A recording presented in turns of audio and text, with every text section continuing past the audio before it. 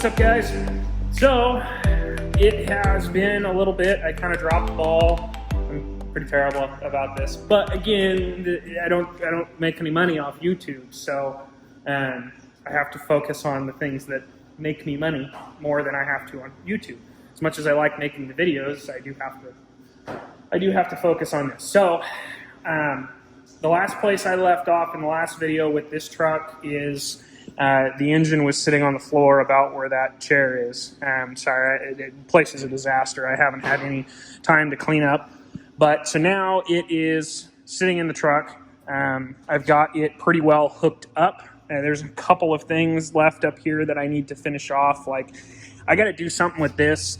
The customer said that it was basically, it was having an issue starting with the key. Typically that is a TIPM issue up underneath the fuse box. But anyways, so he did a bunch of bypassing and hooked up a button in there just to get it to start and stuff. So that's something we got to look into once we kind of get this all finished. But anyways, so I got the engine in it, got pretty much everything, hooked up on the thing. And really all I needed to do from there, like I say, there's a couple of little things I got to still finish up like this. There's something with the power, I don't know, whatever. But I got to fix that. And then, like I say, there was a couple of other things, basically get the FASS hooked up. And because I, obviously removed all the factory fuel stuff with that fleece fuel bowl delete thing. So anyway, so yeah, so get the FASS on it, and then essentially once the FASS is on it, I can put oil in it and fire it. But yeah, so that's kind of where we're at right now. Is I'm in the process of getting the FASS put on it again. I've just been kind of going to town. I haven't really been thinking about filming too much. You can see all the tools underneath the truck down there. But anyway, so the FASS, and I thought this was pretty cool. In the past, the ones that I've installed, they were, they either had a draw straw head that you put in the tank somewhere, or they just, well, I guess this one had a pump in the tank, so you couldn't do that. But so basically in the past, you had to draw straw head or use a sump on the bottom of the tank, or, one of those type of things. And I thought it was pretty cool with this kit. Basically, you take, it's kind of hard to cut these. I kind of did the best job I could. On the other side of that, nobody's ever going to see this. So it's not going to leak, which is the important part. But basically, so the old style would have had a piece that basically you cut into the fill neck, and then the return for the FASS itself goes back into that, turns into the tank. And then you would have had a draw straw head, or you put a sump on the bottom of the tank, whatever your preference was. So what I thought was cool about this kit is basically they send you two bulkheads, and this one's the return, this one's the feed. And you go in here and you kind of trim this plastic out like I did there. It would have looked like this on that side. And then you cut the head. You can see there's a little 90 in that right there. Basically cut the head off that, and you take a hole saw and you drill down in there. I should have recorded some of this, but again, I was just kind of going to town on it. So anyways, you take a hole saw, and you hole saw out right there where this one is. And then you measure your draw straw height and all that kind of stuff. The FASS instructions are pretty detailed on this, which is nice. But anyways, yeah, so you drill a hole there with your hole saw, and hole saw there's where your draw straw goes. And then they have you basically gut the inside of the factory sending unit.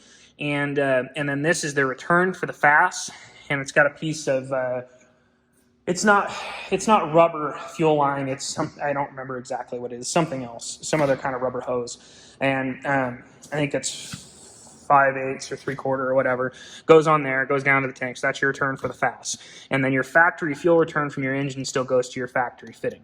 And they send you another little piece of hose to finish that off. So anyway, so we're about to the point of putting the fuel tank back in it. Typically, the way that I do it is I'll pull the tank out and do that first. And so that's all done. And obviously you have to put hose. This is another spare chunk of hose that I had laying around. So you put hose on those two fittings before you put the tank back up in, because obviously if you do it after you put the tank in, you're not going to be able to get access to it. So, but on this one, and realistically, this is the way you should do it, is whether you pull the tank out first or not, plumb your FASS to the front of the truck first. That way you have, well, I guess it really doesn't even matter. I'm kind of rambling and saying dumb stuff here. So it doesn't matter which direction you do it. Typically, you're going to have enough hose. As long as you're not being dumb with it, you'll have enough hose no matter what. But if you want a surefire way of knowing that you're going to have enough hose for the tank, is finish the feed line from the FASS to the engine first, and then that way you have whatever is left over to run for your tank. The other way you could do it is, which I guess depending on your circumstances makes more sense, because you can plumb the FASS first, get your tank in, and plumb your feed and return for your FASS, and then you can lay your feed line to the engine out and see if you have enough hose there. I have yet to come across one that was a direct install like they intended that didn't have enough hose. I've had it where you are doing other stuff like, I mean, shoot, I've even put sumps on and not had an issue with not having enough hose, but I've done some more custom style fuel system stuff where I've ended up having to, like I did an S&D, it's like, I don't know, 65 gallon or 62 gallon, whatever, one of the big S&D new tanks they just released here not too long ago. I did one of those with a FASS on a 2015 or 16 crew cab short bed Ford. And that one I had to get new line, or get more line for, because there wasn't enough in the FASS kit. But that's not FASS's fault. That's not really anybody's fault, but just where the feed and the return, because those tanks, anybody who doesn't know, those tanks come with the provisions on them for a FASS. So you've got one in a feed hole in the bottom that has like a little sump in the tank, and then on the opposite side of the tank you have the return. So you have quite a bit of run of hoses to get to the FASS. So I don't, obviously I don't blame FASS for that. They can't foresee what you're going to do with it. But anyways, I'm rambling at this point. But yeah, so that's where we're at now. I'm gonna get the FASS on, and like I say, I'm not too far from it. I probably got another 20 minutes or half hour to get that tank back in it. And then like I say, I got to go through and just kind of double check everything. I still have to hook the main power for the FASS up. The other cool thing I really like about this for this truck is, and in fact, I'll just get underneath there. Let me grab a flashlight. I'll just get underneath there and show you. But the way that that FASS, this is one of the big reasons I really like FASS stuff, other than the stuff is just really, really good quality. But the trigger power, so the signal power for the FASS, so basically you've got your main, I got the power harness there kind of zip tied up nice, but you get your main power, so your red and your green wire from the relay. There's also another wire in there, another red wire in there, but anyways, you've got your I think your trigger, your signal wire to your relay goes that way, up to the relay, and then your power wire comes back, your power and your ground. But basically, they run the signal power out of your factory harness. So, because your factory fuel pump is in the tank, and so all your signal wire for your fuel pump. So this hooks up just like, basically piggybacks in line. These are your, this is for your fuel sending unit here. Anyway, so yeah, so this is for your fuel sending unit. And like say your factory, fuel pump wires are in here. And then, obviously your FASS, let's see if I can do that. Then obviously your FASS pump power wire is right here. So, but I thought that was pretty cool that they did that. This is the first kit that I've had that I've seen this on, but it's also been quite a long time since I've installed a FASS on this particular truck. So who knows? Maybe this is something they've been doing for a while. I don't think so, but maybe it is. Who knows? But anyways, yeah, so pretty clean, easy install. The nice thing about that is you don't have to, that's one of the things I really don't like. I do like that, the only thing I like about using like your fuse tap style, where you just basically tap it into a key-on power source, is that the pump runs all the time when the key's on, which is nice, but I'm not a huge fan of getting, let's say, that invasive. You know, like if anybody's ever put a fuse tap in knows that like you put the fuse tap in and then the wire ends up, you know, the wire ends up not letting the fuse box close all the way, or, you know, or whatever, something dumb like that. And so it just ends up looking like crap, you know, whether it's underneath the hood or whether it's, you know, or whether it is, underneath the dash, or, you know, whatever. But like I said, I'm just not a huge fan of doing it that way. There's nothing wrong with that, but it's just, you know, my personal preference is all. So, but anyways, so I do, like I said, I do really like that. But anyways, so I'm going to keep going here. There's not a lot I can show you guys. As far as underneath the truck here with me, rolling over the top of all my stuff. This part of it here is kind of, it's not difficult. It's just like hard to kind of make that look clean and nice because there's really not any good place to zip tie it. But yeah, so if you don't know, if you're installing a FASS, so this fitting up here, there's an aluminum block on top of this right here, and this is always your feed line to your engine. This fitting here, which comes in the pump already, this is your return out of the pump. So this one is going to return back to that other bulkhead on the tank. And then obviously the one on this side over here is your feed into the FASS. And then also something else, if you don't know, let's see if I can get some light in there and show you. I don't know if you can tell, but there's a rubber band on the motor up there. And it says on that rubber band, warranty void if removed or something along those lines.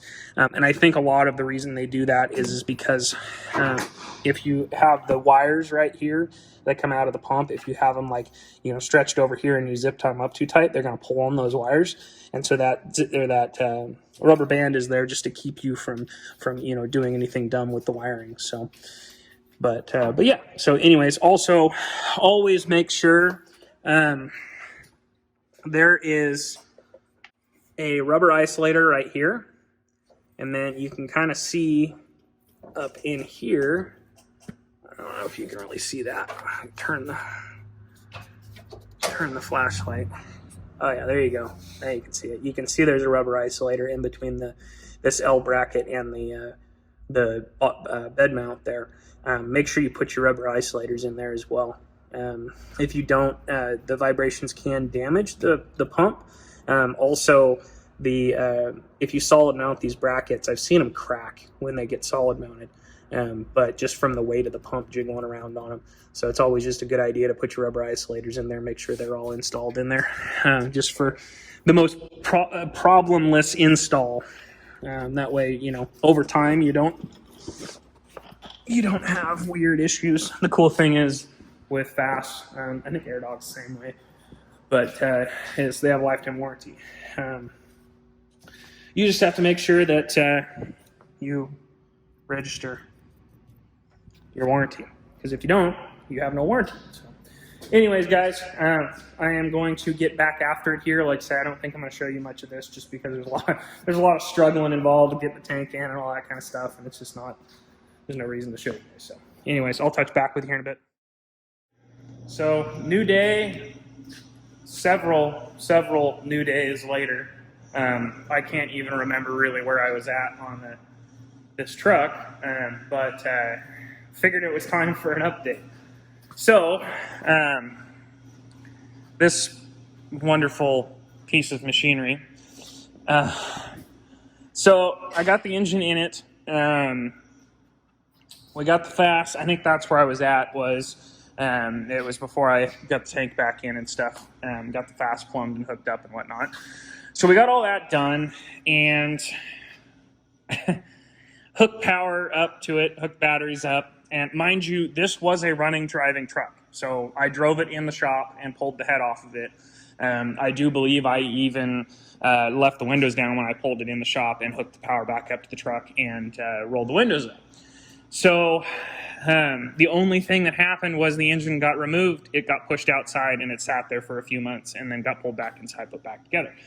So I got to this point, I got, like I said, I got the FASS line all plumbed and, all that stuff. And it's like, oh, shoot, I should probably, hook the batteries up and turn the key on, make sure the FASS is working, get it primed, all that kind of stuff. And then my plan was to, before I went any further with this, I wanted to get the engine started just to make sure that it would fire and that type of thing. I wasn't going to run it for any period of time, just long enough to make sure that it was going to run. And so that way, if there was anything that needed to be taken back apart, because anything's possible. When you got a project this big, anything is possible. So just wanted to verify it ran before I put the whole front of the engine back together, or excuse me, front of the truck back together. So I open the door, stick the key in ignition, turn the key on, and nothing happens.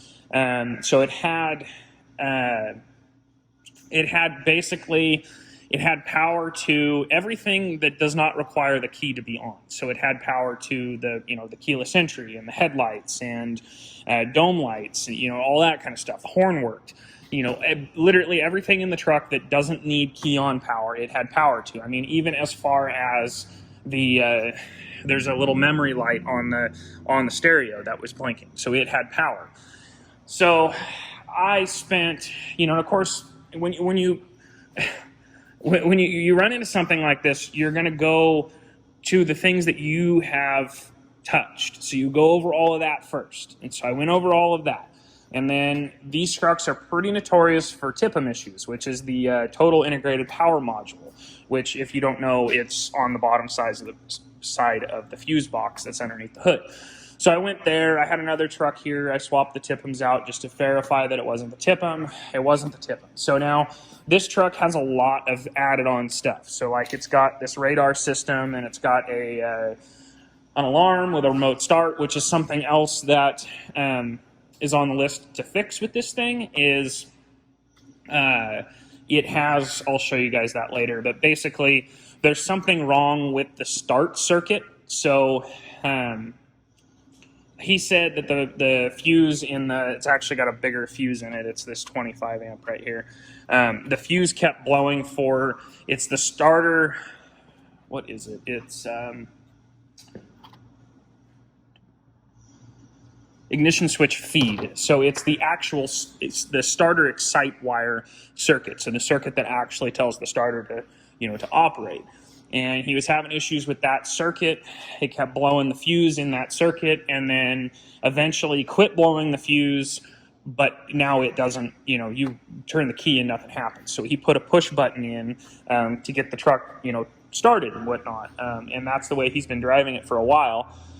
And that was one of the things that he wanted me to look at to see if I could figure out what was going on. So anyways, moving on from that, I went through everything underneath the hood more than once, chased my tail, I've probably probed every wire underneath the hood of this thing, verifying, seeing where power is. Everything has power. That's supposed to have power. Everything is there. So then I'm like, well, all right, so I should probably, start looking underneath the hood. I mean, even to the point of, it's got amp steps on it, and the battery's unhooked. Even to the point of, I'm just like, you know what, I'm going to start ripping and tearing. So I take the, piece off. I mean, you can see there's so much.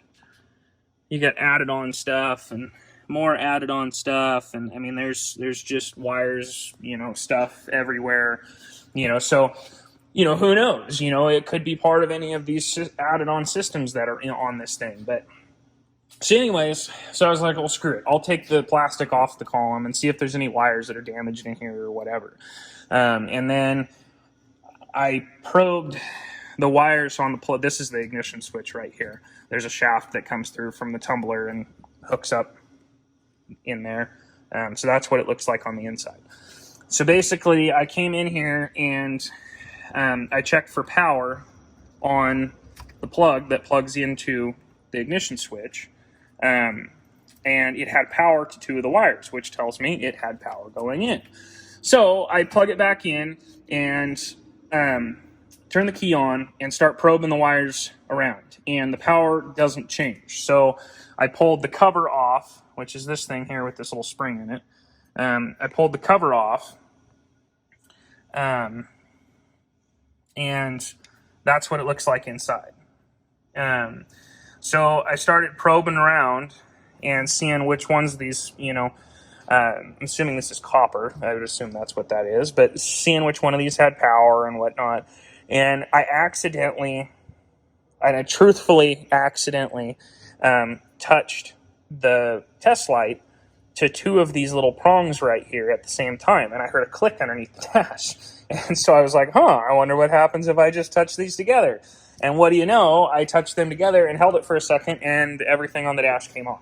So I was able to fire the truck up, and then fired the truck up, and somewhere in the midst of all of that, so these have chipped keys, and the reader for the chipped key is not part of the ignition switch. It's actually this box right here, which is right, obviously right above the tumbler, and this ring right here is what reads the key.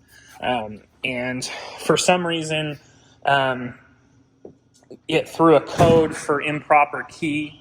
And so basically, I don't know, with these things, when you don't have the proper key, so they came with like a valet key, which I'm not even sure what the deal is with that. But anyways, if you have a regular key, so this has the key with the fob on it.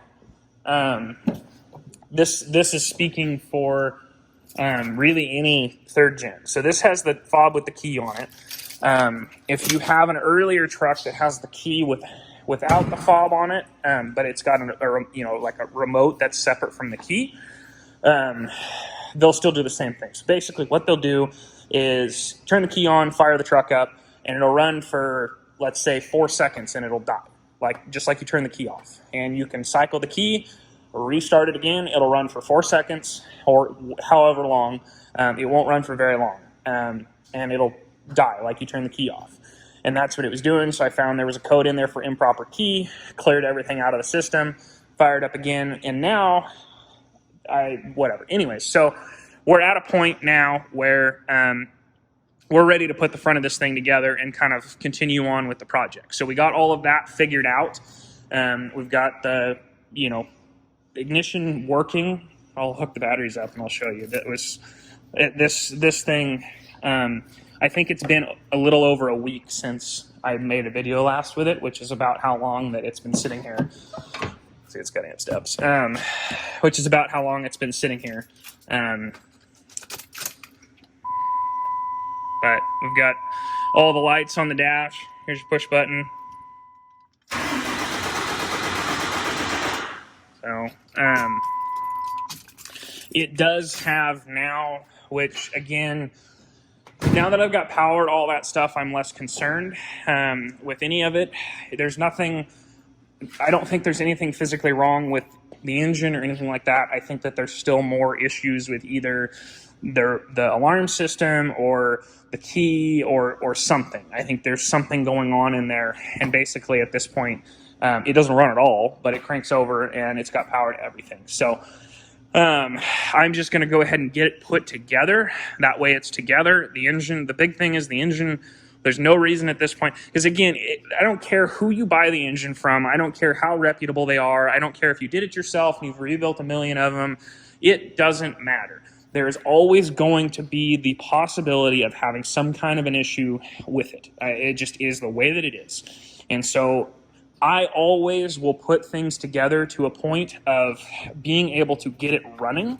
I mean, and this goes for doing head gaskets on 6 liters or whatever, any kind of big project where you're tearing a lot of stuff apart or whatever.